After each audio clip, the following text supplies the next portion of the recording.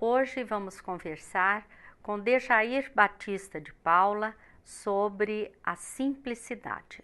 No Momento Espírita, vamos refletir sobre a grandeza inigualável de Deus.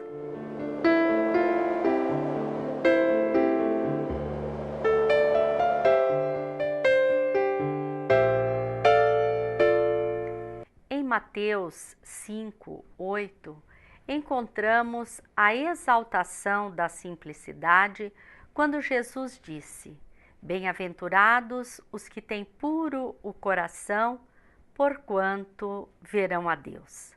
A pureza do coração está vinculada à simplicidade e à humildade, excluindo toda ideia de orgulho e egoísmo. Mas será que é possível viver com simplicidade nos dias atuais? O que é ser simples? Dejair Batista de Paula é nosso convidado para falarmos sobre este assunto depois do Momento Espírita.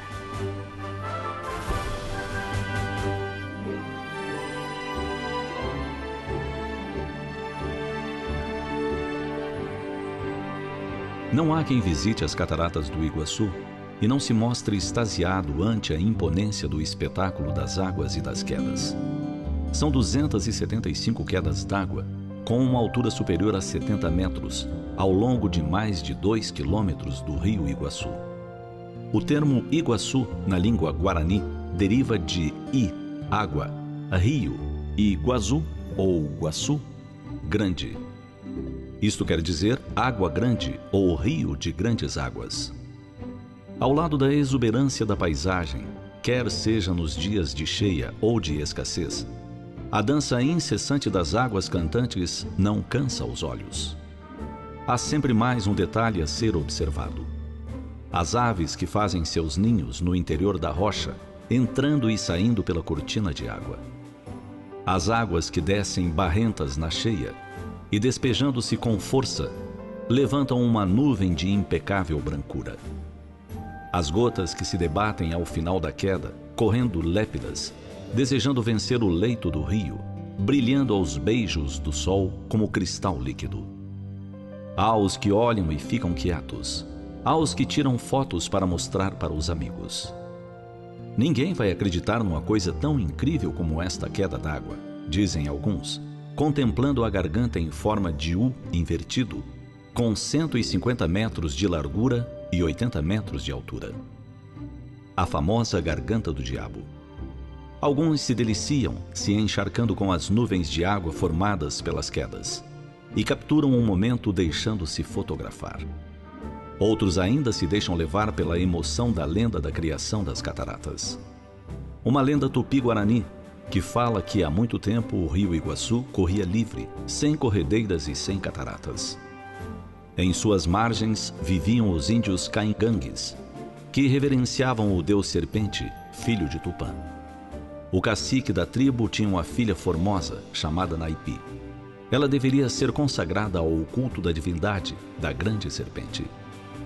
Um jovem guerreiro de nome Tarobá se enamorou de Naipi. No dia da consagração da jovem, o casal fugiu, descendo o rio numa canoa. Furiosa com os fugitivos, a grande serpente penetrou na terra e retorceu-se. Provocou desmoronamentos que foram caindo sobre o rio, formando os abismos das cataratas. Envolvido pelas águas, o casal caiu de uma grande altura. Então, Tarobá se transformou numa palmeira à beira do abismo. Naipi se transformou numa pedra junto da grande cachoeira, constantemente açoitada pela força das águas.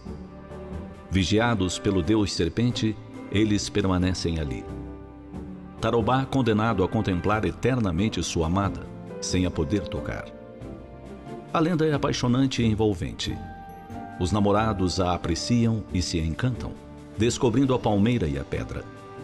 Em verdade, quem se detém a observar a majestade do conjunto das cataratas, quedas, corredeiras, luxuriante vegetação, não pode deixar de pensar na grandiosidade de Deus. Deus, o escultor incansável que talhou as rochas no decurso do tempo com sua vontade. Deus, que criou a abundância das águas e lhes conferiu sonoridade, de forma que quem ouve a sequência das quedas, constante, pode perceber um mantra, ou um cantochão e embalar a própria alma.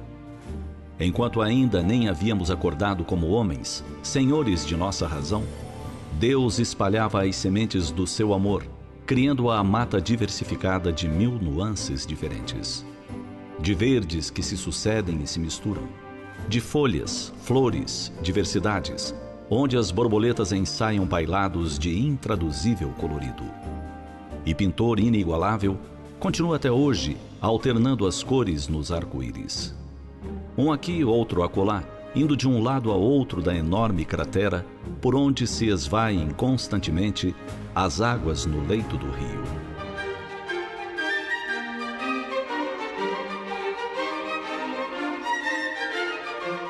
Pai excelso ainda idealizou uma lição de fraternidade para os povos. A maioria das quedas d'água fica em território argentino, mas efetivamente é do lado brasileiro que se apreciam os mais belos panoramas. Então, os povos se abraçam. Brasileiros vão à Argentina para ter a vista de lá. Argentinos vêm ao Brasil para assistir ao espetáculo das suas próprias quedas d'água. Ah, a grandeza inigualável de Deus!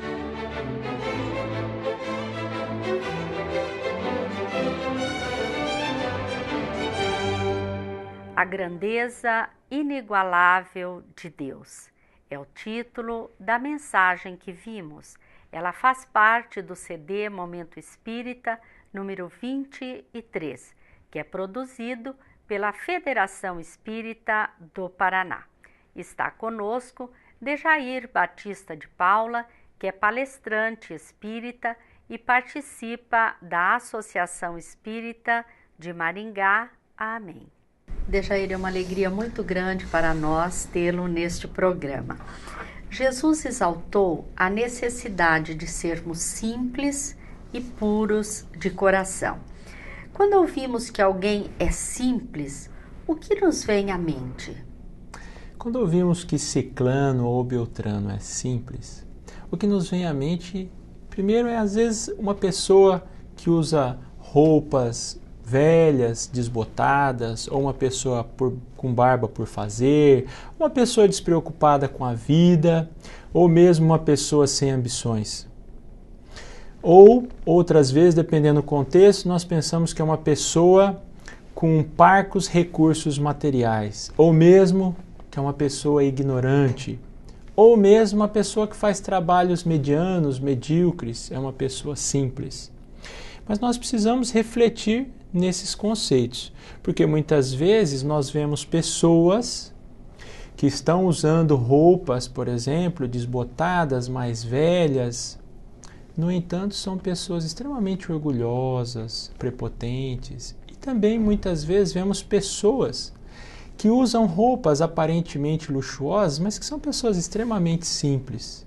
Então precisamos refletir sobre esse conceito. Dessa forma, Dejair, o que nós podemos dizer que é a simplicidade? A simplicidade, refletindo sobre ela, tem uma frase que eu acho muito bonita, eu não me lembro agora de qual filósofo é, que ele fala que tudo para Deus é simples, e para o simples, tudo é divino. Fala que a simplicidade é a virtude dos sábios e a sabedoria dos santos. E podemos refletir que a simplicidade, em verdade, quando pegamos a própria origem da palavra simplicidade, a origem dela é latina.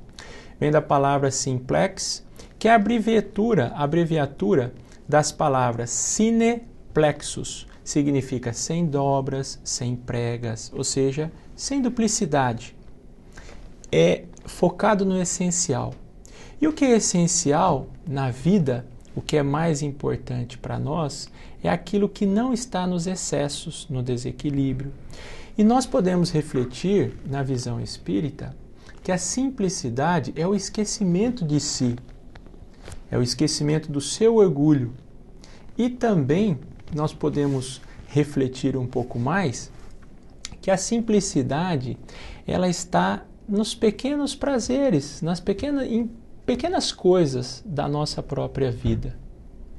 Então a simplicidade não está relacionada às coisas materiais.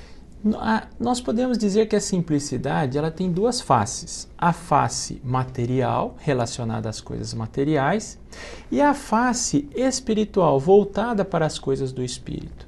Nesse caso, para nós estamos falando da simplicidade voltada para o conceito da parte espiritual, a qual é uma virtude tão importante, mas muitas vezes por nós tão esquecida. E que, por meio da nossa entrevista, poderemos refletir um pouco mais profundamente a respeito. Você poderia nos dar alguns exemplos de simplicidade em nossas vidas? Ser simples, em verdade, como eu disse, está nos pequenos prazeres da vida, nas pequenas coisas. Então vamos refletir. Ser simples é não querer parecer mais do que é dar importância a si mesmo demasiadamente. Ser simples é não querer opinar quando se desconhece alguma coisa. Ser simples é não guardar algo que não tem uso, mas na esperança de usá-lo algum dia. Muitas vezes nós vemos pessoas que receberam um presente de casamento e receberam várias unidades daquele presente. E ele guarda, às vezes, 3 conjuntos, o mesmo tipo de conjunto, por 20 anos. Quantas pessoas que não têm um conjuntinho, quando recebe comida em casa, não tem às vezes um lugar para comer? E nós guardamos essas coisas imaginando que um dia vamos usá-las e elas ficam ali. E nós vamos guardando. Então precisamos tomar esses cuidados conosco mesmo. E a simplicidade, ela vai mais além. Ser simples é experienciar o ser apenas.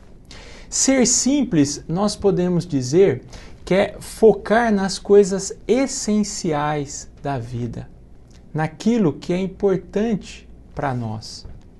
E não ficarmos focados naquilo que não é importante, nos excessos, no supérfluo. Poderemos refletir um pouco mais sobre isso. Quando Jesus fala de simplicidade, ele se refere às crianças, né?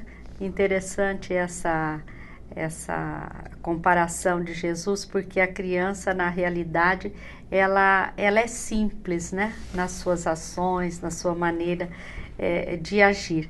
E qual que é, Dejair, a relação da simplicidade com a felicidade no mundo de hoje? Muitas vezes nós colocamos a nossa felicidade no consumismo. Por exemplo, muitas vezes nós colocamos a nossa felicidade que é ter muita roupa, é ter muitos calçados, é ter muitos acessórios, é ter vários instrumentos eletroeletrônicos. Criamos a necessidade, por exemplo, de viajar sempre, como um modismo. Agora eu preciso viajar para tal cidade, porque agora é a cidade que está na moda, para que eu possa conversar com as outras pessoas. E muitas vezes nós fazemos isso sem ter uma necessidade real, íntima, interna. Nós nos deixamos ser influenciados pelo meio, pelas pessoas ou pela mídia. E tem outros pontos. Outro ponto importante é que nós colocamos o melhor. Nós, para sermos felizes, precisamos ter a melhor marca, o melhor carro, precisamos ter a melhor casa, o melhor filho, a melhor esposa, o melhor marido. E quando não conseguimos, nos sentimos depressivos, nos sentimos frustrados. Mas nos esquecemos, por exemplo, que para termos o melhor emprego, quantas pessoas trabalham na nossa empresa e querem ter aquele cargo, aquela função, mas somente 1, somente 2 ou 3 podem chegar àquele cargo, àquela função. E as outras pessoas serão infelizes por isso? Então, se nós não podemos ter a melhor casa, aquela casa dos nossos sonhos, mas nós podemos ter um lar acolhedor, com uma família unida. Se nós não podemos ter o melhor emprego com aqueles salários enormes, mas nós podemos fazer o nosso melhor no nosso emprego, na nossa função. Talvez nós não tenhamos a melhor esposa, mas tenhamos a esposa que nós necessitamos, para que os dois venham a progredir juntos, um ajudando o outro.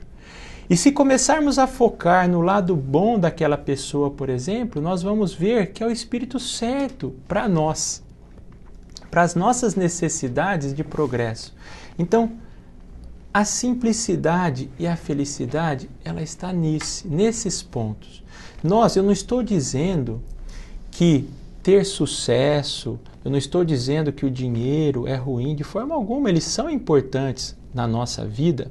Nós todos devemos trabalhar, devemos estudar, devemos nos aperfeiçoarmos. Mas muitas vezes nós criamos tantas necessidades e tantas atividades infinitas que não sobram tempo para fazer aquilo que gostamos, que em nossa essência é importante para nós. E nós precisamos refletir, será que vale a pena esse sucesso criado pelo meio em que nós fazemos parte? Será que ele vale a pena? E quando nós começamos a tirar os excessos, os desequilíbrios, nós começamos a descobrir o que é essencial. E aí vem a simplicidade. Mas a simplicidade está relacionada ao grau evolutivo de cada pessoa, Dejair? Sim, ela está. Porque vamos refletir em um aspecto. Nós podemos evoluir em dois aspectos, no intelectual e no moral. E nesses dois aspectos, a simplicidade se relaciona com o grau evolutivo da pessoa. Os grandes cientistas, os grandes homens que viveram no nosso mundo eram simples. Vamos pegar e escolher alguns, por exemplo. Albert Einstein, que trouxe uma inovação muito grande no campo científico, que originou várias mudanças no nosso mundo sobre a sua teoria da relatividade. Olha a simplicidade da sua fórmula. E é igual a m vezes c ao quadrado. Nessa fórmula se resume toda a teoria que depois ele a decompõe. No aspecto intelectual. No aspecto moral, nós vemos, por exemplo, Gandhi, um homem de baixa estatura, de gestos, de modelos simples. No entanto, ele foi capaz, que por meio do seu magnetismo pessoal, por meio do seu espírito, da sua força, da sua coragem, ele levar mais de 500 milhões de pessoas que eram desunidos, de tribos diferentes, de religiões diferentes, que tinham muitos conflitos entre si, mas ele focou no bem comum, no interesse comum de todos e conseguiu unir aquela nação no seu exemplo pessoal. Então nós podemos dizer que tanto no aspecto moral quanto no aspecto intelectual, quanto mais evoluído você é, mais simples você se torna. O próprio Jesus, né? O espírito Jesus. Mais evoluído que já passou pela Terra, a simplicidade com que ele viveu, os seus hábitos, seus costumes, né? E, sobretudo, o ensinamento que ele nos deixou de simplicidade, né? Mas, Dejair, a simplicidade, por certo, é uma conquista, né? Que nós vamos conquistando. Como adquirir, como conquistar essa felicidade, né? Que parece ser tão difícil nesse mundo odierno que nós vivemos? Eu traria a resposta que Emmanuel deu à pergunta número 254 do livro O Consolador, que foi psicografado pelo médium Francisco Cândido Xavier e ditado pelo Espírito de Emmanuel. Lá ele faz a pergunta: como adquirir a paciência? A resposta que ele dá, em verdade, serve para todas as virtudes, sem exceção. E ele responde que nós precisamos trabalhar 3 aspectos em nossas vidas para trabalharmos as virtudes. dentre elas a simplicidade. Por quê? Porque nós trazemos por séculos, durante as nossas reencarnações, enfermidades psíquicas que necessitam muito ser trabalhadas por esses 3 aspectos. E são eles: o primeiro, não ser indiferente a nós mesmos e nem às outras pessoas, nem às circunstâncias. Nós precisamos trabalhar a resposta que o Espírito Santo Agostinho deu à pergunta de Allan Kardec. Como nós também podemos adquirir o autoconhecimento? Como trabalhar o autoconhecimento? É não sermos indiferentes ao que acontece conosco no dia a dia.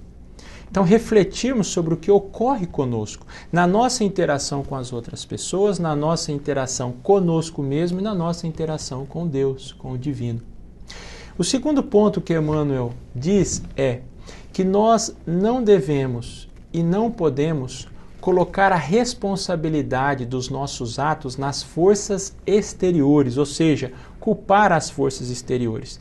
E dentro dessas forças exteriores nós podemos dizer pessoas, nós podemos dizer as circunstâncias. Ah, mas eu fiz isso porque você me disse aquilo. Ah, isso aconteceu comigo, foi por causa do governo, foi por causa da circunstância. Não, nós controlamos os nossos próprios atos, as nossas palavras e os nossos pensamentos. Nós temos que ser proativos e não reativos. E o terceiro que Emmanuel diz é que nós não podemos esquecer do esforço próprio. Nós não podemos chegar e dizer num lugar, você poderia me vender um pacote de simplicidade? Eu pego, coloco a simplicidade e me torno uma pessoa simples. Não, é uma luta diária, é um esforço diário pela simplicidade, para tirar os excessos, para tirar os supérfluos da nossa vida. E não é fácil, porque muitas vezes a maior parte das pessoas que convivem conosco valorizam justamente esses pontos. Se tornam ainda, devido ao seu estágio evolutivo, colocam como importantes esses pontos. Muitas vezes, por exemplo, um adolescente, ele coloca para ele mesmo que ele só vai ser feliz quando ele tiver aquele tênis daquela marca que a maioria da turma usa. Ou se ele tiver aquele mini iPad novo, ou aquele mini tablet, ou aquele celular, ele coloca nas coisas materiais. E se o seu pai ou a sua mãe não tem condições de dar aquilo a ele, e os pais não trabalham esses aspectos, as duas partes se tornam frustradas. Por isso a importância dos pais darem um exemplo desde criança, para que aquele espírito, quando se tornar adulto, ele saber dar importância àquilo também que é essencial, mesmo que o meio o dirija ou influencie para esse outro lado.